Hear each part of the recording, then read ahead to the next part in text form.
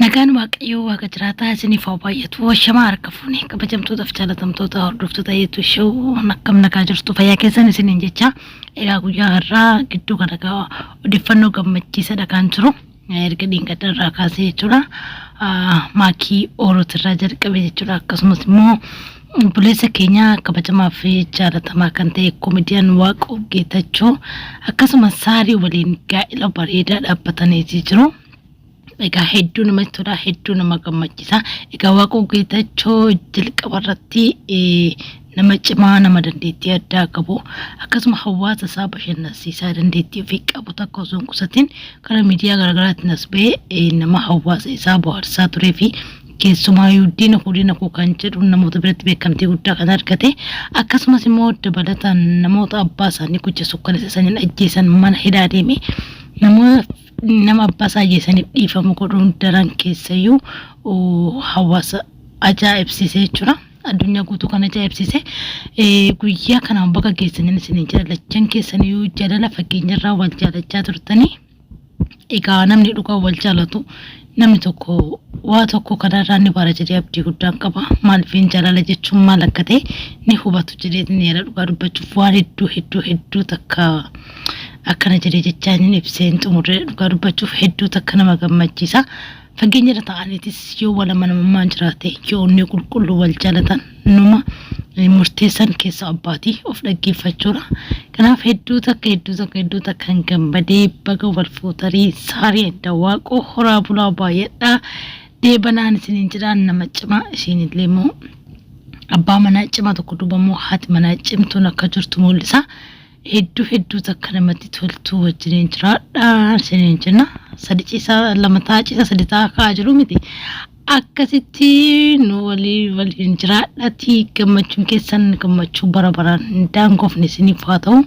Hedduu takka dhugaa, hedduu takka isin jaaladha, hedduu takka isinitti gammada, hedduu takka isiniin boona. Horaa bulaa lacheen keessaniyyuu umurii nuuf dheeradhaan isiniin jira. Akkasuma immoo namoonni fuudhuu barbaadanii fi akkasuma heerumuu barbaadanis dafaa fuudhatii heerumaa isiniin jenna. Akka hinaafan isin rakkisne. Akkasuma immoo itti aansuudhaan obboleettii keenya kabajamtuu fi jaalatamtuu kan taate obboleettii keenya Maskiin Mangee dhugaa dubbachuuf nama cimtuu shamarree fakkeenyummaa namoota hedduudhaaf taate fakkeenya shamarranii jedheeti kan isii ilaaluwanii hedduu takka naman hedduu takka jaaladhu. Dhugaatti hedduu namatti tolu jechuudha. Jarri kun hunduu olaanidhaan kan wal jaalatanidha. Egaa dhugaa nama hinaafsu jechuudha yoo hin jedhu jaalalli numa jira. Jaalalli hin jiru jedhee namoonni qoosan osoo hin taane jaalalli numa jira. Milkaa horaa bulaan isiniin jira. Isinillee yeroo dhiyoo keessatti lamaan keessan akka ga'as nuuf baatan akka buleessa keenya Waaqoo kanatti isinis nuuf mul'adha isiniin jenna. Abdii guddaan isin eeggachaa jirra. Isinillee baga ittiin isin ga'ee dhugaa gaafa isaan wal arganii namni hin amanne ture dhuguma wal jaalatanii haadha manaaf abbaa manaa lubbuudha kan isaan jechi isaan ittiin beekamanii. Egaa dhuguma jira kana ni argina. Ijaan jiree namoota hedduu biratti kan gaafii ta'aa turedha. Jaalalli dhugaa fageenyi hin daangessu. Baga wal argitanii baga guyyaa kana isinillee geessan isiniin jenna. Akkuma kan namaaf gammadan keessanillee keenya immoo akka gammannu abdii guddaan qaba. Hedduu takkan isin jaaladha, hedduu takkan isin kabaja. Keessumaayyuu Maskiin shamarree cimtuu nama ofitti amanamummaa qabuu fi sabboontuu Oromoo kan taate fakkeenya eenyumaaf ta'uu kan dandeessu jecha namaatiif iddoon kan hin qabne yoo jedhu jechoota hamilee nama cabsan. Sooshaal miidiyaa kanarratti akkuma kan nama jaalatu jiru kan hinaafus jira.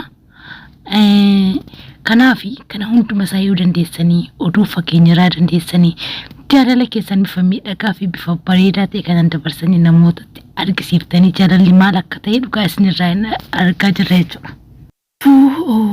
Baga gammadan isin lacheen illee jedha. Isinilleen horaa bulaatii deebanaa yeroo muraasa keessatti isin eegna.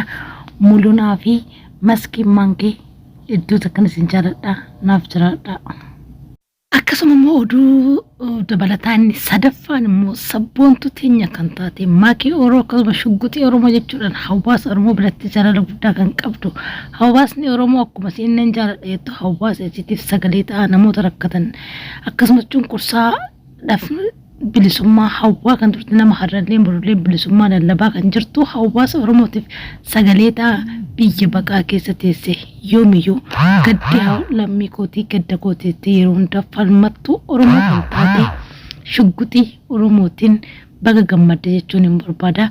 Dhugumatti tokkummaa afaaniin dubbatame sanii ani akka kootti mana isheettiin arge. Dabalataan hawaasa dhufee daawwate san dhugaa na ajaa'ibe kun hunduu nama isii deeggaru nama isii yaada isirratti deeggaru qofa osoo hin taane Oromummaadhaaf kan isii jaalatanii Oromummaan takka hagam takka akka walitti fidutu namatti mul'ata. Hojii isiitiin immoo namoonni hedduun isii jaalatu jedhee namana. Anis nama isii dinqisiifatu isii jaalatu keessaa isii takkaadha. Intala Oromoo intala Abbaa Gadaa sabboontu teenya nuuf jiraadhu siin jenna. Egaa dhugaa dubbachuudhaaf hedduu tokko namatti tola. Oromoon yoomiyyuu ni mo'ata malee hin mo'atamu. Har'as ta'ee borus ni sodaachisa malee. Hin sodaatu ni jira. Hedduu takka namatti tola. Hedduu nama gammachiiftu. Egaa maakii Oromoo hawaasni kan kee hagam akkas jaalatu afaan osoo hin taane hojiidha sitti agarsiisanii jiru. Namoonni isii deeggaran namoonni isii qarqaran haamilee isii daftaan hundi keessanuu galatoomaa isiniin jecha. Egaa nusi bakka leenca kennuuf dadhabnillee taphtaabidhaan waliin turre dhugaa dubbachuu fi hedduu gammachuun gaafsanii gammachuu addaa ture. Dhugaa dubbachuuf egaa jarri kun tokkoffaa hawaasa keessumaa gidduu kana uummanni Oromoo yeroo dhiphinaa fi gadda keessa jiru irratti egaa haraachuu abbaa girgirrii waliin jechuudha. Yeroo kana hawaasa biratti jaalala guddaa argatanii jiru. Hawaasni Oromoo isaanii bohaaraa jira. Egaa sooshaal miidiyaan waan karaa tiiktookii sooshaal miidiyaa kamirraa namni tiiktookitti dacha'eeti jira.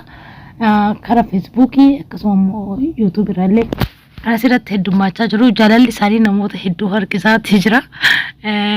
Sooshaal miidiyaan kun waa'uma isaanii taasisaa waan ta'eef dhugaa tokko sabboontota keenya nu jiraadha. Nutis isiniin boonna. Isin faaya Oromooti nu jiraadha isiniin jenna. Guddaa galatoomaa. Hundumni keessanuu gammachuu kana sadeenuu bakka tokkotti har'a ibsachuudhaaf dhufe. Egaa gammachuu Oromoon gaddarraa Waaqayyo gammachuutti akkasaa gisee tokkotti ni jijjiiramu jedhee abdii guddaan qaba. Waaqayyo beekadha.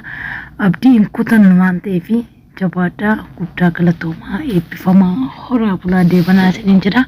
Hundumti keessanuu Oromoo koo baga gammaddan baga gammannee isiniin jedha.